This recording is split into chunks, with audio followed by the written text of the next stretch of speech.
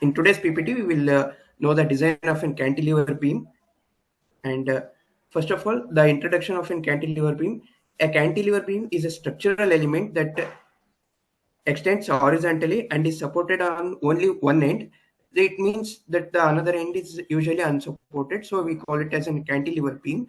And cantilever beams are often used in the construction for the supports of balconies, roofs, and other overhangs. So, for example, and very good example for a cantilever beam is always in balcony or an projection or an overhang beam. So, it is very useful for high-rise buildings to provide balconies, which are very useful for even selling the properties, and are also used in cantilever bridges of bridge segments. And yeah, these are the examples where we can see what are the cantilever beams. So this is a fixed end, and another end is usually unsupported. So this means that the tension of the entire beam is usually over the top of the cantilever beam, and the compression is usually in the bottom side of the cantilever beam. So we can see also we can also see this cantilever beam, which is RCC beam. And next is in today's PPT, we will know the design of a cantilever beam of span 3.25 meter with a service load of 15 kilonewton per meter using an M20 concrete and FE415. And first of all, we have written down the given data, which is span, live load, and strength of the concrete, and yield strength of the steel. And next is generally in cantilever beams, according to the IS 456, we use the L by D ratio as 7. So using this equation, we get the depth as 464.28 mm, which is nearly equal to 500 mm. So we consider 500 mm depth, and with a cover of 50 mm, we take it as 550 mm overall depth. And the width of the beam is usually considered as 1/3 to 2/3 of the depth. So it comes out to be around 250 mm. So we can see that 250 is between 166 and 333 mm. So we take it as 25 mm. We can also take it as a 0.23 meter, which is always preferable for a 9-inch brick. And so our beam size comes out to be 250 into 550 mm. And step 2, we calculate the effective span. So effective span is considered as clear span plus effective depth divided by 2. So the effective depth is 0.5 meter. So divided by 2 and we add it. So we get 3.5 meter. And next is we have to calculate the loads, which are self weight of the beam. So self weight of the beam is calculated by multiplying the area with the density of the RCC, which is 25, which comes out to be 3.437 kilonewton per meter. And live load is 15 kilonewton per meter, and the total load is for by adding these both of these things, so we get the total load to be 18.44 kilonewton.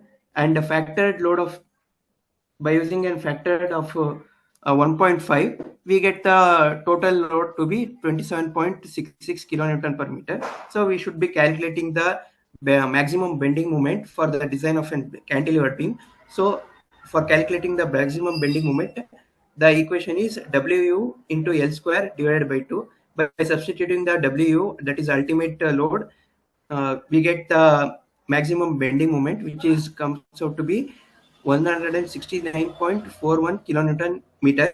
So we should check for the effective depth. So using this equation, which is given in for Fe415 steel, the Mu ultimate will be is equal to 0.138 FCK into PD square. For 500 Fe steel, we can modify this equation by 0.133. That is the difference for 415 and 500. So equating Mu and Mu ultimate, we consider we check for the depth required. So substituting the Mu by this value, and FCK by 20, and B we have taken as 250 mm. So it comes out to be 495 mm. So depth required is less than the depth provided. So the design will be okay. And yeah. Next step is step 6, which is we calculating of the main reinforcement. So we have calculated that the MU limit is greater than the MU. So the section will be under reinforced and the singly reinforced section is to be designed by referring to the IS 456 2000 and NXG 1.1 B. We get this equation for the singly reinforced beam, which is MU is equal to 0.87 Fy AST into D, whole multiplied by 1 minus Fy AST divided by FCK BD. So we have to substitute MU, which we got earlier. So this is the MU we have got, and all the steel value Fy, which is the yield stress of the steel, and 500, and AST has to be find out, and all these equations has to be solved, which is a quadratic equation. Using a scientific calculator or Google, we can solve this, and the AST comes out to be 1162.84 mm square, and we should check it for the minimum reinforcement according to the clause number 26.5.1.1a, which is AST divided by AST into Fy is equal to 0.85 BD. So calculating this, we can find out that the minimum reinforcement that we need is 256.02 mm square, which is very less than the AST that we have got from this calculation. So we have to provide the AST that we have got. So using the 20 mm bars, we find out the area of one bar, which comes out to be 314.15 mm square.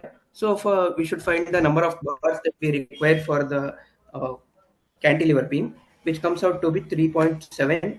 So we should take the round off value, which is 4, and yeah, so we should provide 4 bars of 20 mm bars at the top, which is a tension reinforcement, and for the bottom we should consider giving the two 12 mm bar, which are compulsory, so that we can tie the stirrups, and we should check for the shear. So for the shear force, the we can get the shear force by multiplying the VU, that is ultimate load, by the length of the beam, which is effective length. We find out that the effective length comes out to be 96.81 kilonewton. So we should check for the nominal shear stress that will be acting on the beam. So using this formula, tau E is equal to VU by BD, we find out that the total shear force that would be acting on the beam would be 0.77 Newton per meter square. So we should calculate the tensile reinforcement that we have given using this formula. PT is equal to 100 AST provided divided by PD, which comes out to be 1% nearly. So calculating that, we should also check for the strength of the shear strength of the concrete, which is tau C. So by referring to the IS 456 2000 table number 19, uh, by using this PT and FCK, we can find out that the tau C is 0.62 Newton per mm square. We should check the table number 9 by using this PT and FCK, which is given in y-axis and x-axis. Then we will get the tau C, which is the shear strength of the concrete. So also we should check for the tau C max, which is given in that table number 20 of IS 456.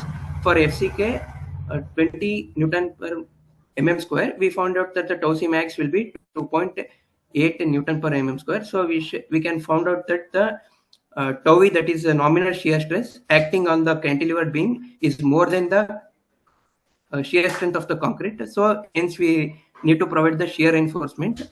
So we should calculate the tau US, which is tau C into BD. So this much of 77.5 kilonewton of force, shear force acting on the beam can be taken by the concrete, but the rest of the thing has to be taken by the shear reinforcement, which is we can just subtract the shear force and the shear force that can be taken by the concrete. So rest of the thing, that is the 19.31 kilonewton, should be taken by the shear reinforcement. So we should find out the spacings of the stirrups that we want to provide, which is given by the formula. And there are three conditions to provide shear reinforcement, which is we should calculate the shear reinforcement spacings by this formula. SV is equal to 0.87 FY ASV into D divided by VUS. VUS is 19.31 kilonewton. And the next is we should calculate the area of the two-legged 8 mm stirrup, so which comes out to be 100.53 in mm square. So we should substitute all the values in this formula, and we find out that the spacing that should be provided according to this formula is 939.83 mm. So it is way to I. According to the IS 456, there are three conditions. That is, SV should not be greater than the 0.75 times the effective depth. So even using this formula, we find out that the maximum spacing that is allowed is 375 mm. And another one condition is SV should not be greater than 300 mm. So in all these three conditions, we find out that the best spacing for the stirrups of 8 mm dia, two-legged stirrups, is 300 mm. So we should provide the same, that is 300 mm center to center distance for a two-legged 8 mm stirrups. So tau C max is greater than tau E, so design is safe, and we should check for the deflection control. According to the IS 456 figure number 4, we can find out that there is modification factor for tensile, compression, and flanged beams. So for an cantilever beam, the modification factor for compaction and for flange is always 1, and another one is we should find out the modification factor, that is tensile modification factor, from the IS 456 figure number 4. Then for that to check the find out the modification factor, we should first calculate the stress in the steel, that is Fs, which is given by this formula in the IS 456, which is found to be 222.74 Newton per mm square. So by checking that graph, we will get this for modification factor. So we should multiply this. So we should check for the LD max that we should allow for the cantilever beam. So LD max is 7, and generally we should multiply by these factors, which comes out to be 8.05.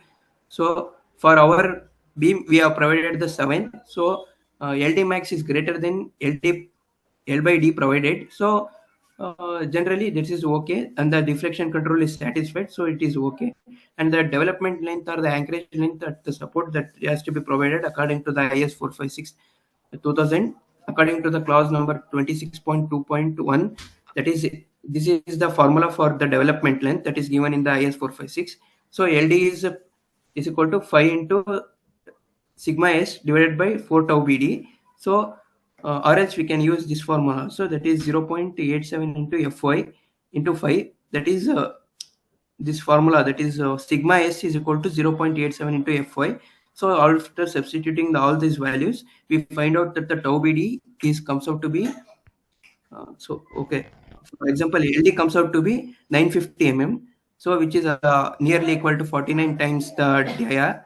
So we should provide the main reinforcement of the column with this 950 mm development length, so that the beam, so that the bond stress is actually transferred from the beam to the another beam which will be acting on the beam.